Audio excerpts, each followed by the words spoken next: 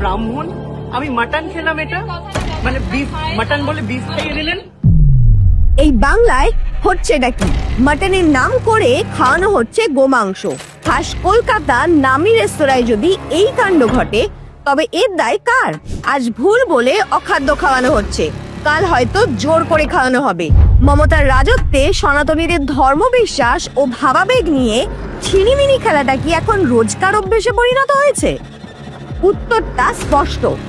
এই ঘটনায় চোখে আঙুল দিয়ে দেখিয়ে দিল আমাদের ভবিষ্যৎ কতটা ভয়ঙ্কর হতে চলেছে। ধর্মনিরপেক্ষতা বা সেকুলারিজম, সংবিধানে এর অর্থ খুব পরিষ্কার, রাষ্ট্রের চোখে সব ধর্ম সমান। কিন্তু গত 14 বছরে এই বাংলায় শব্দটার মানে কি আমূল বদলে দেওয়া হয়নি?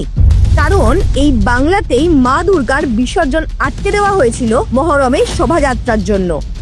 বাংলার মাটিতেই দুর্গাপুজো করতেও মেলে না অনুমতি।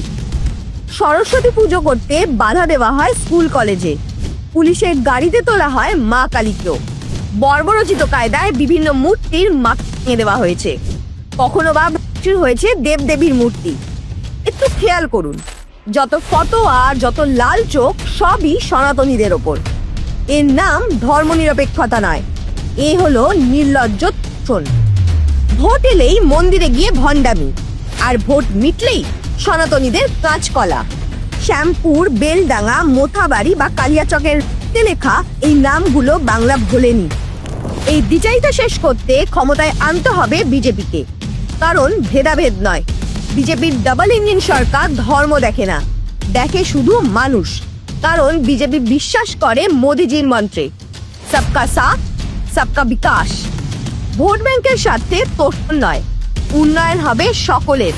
বাংলার গ্রাম শহরে আজ তাই একটাই বজ্রনীনাদ, পাল্টানো দরকার, চাই বিজেপি সরকার।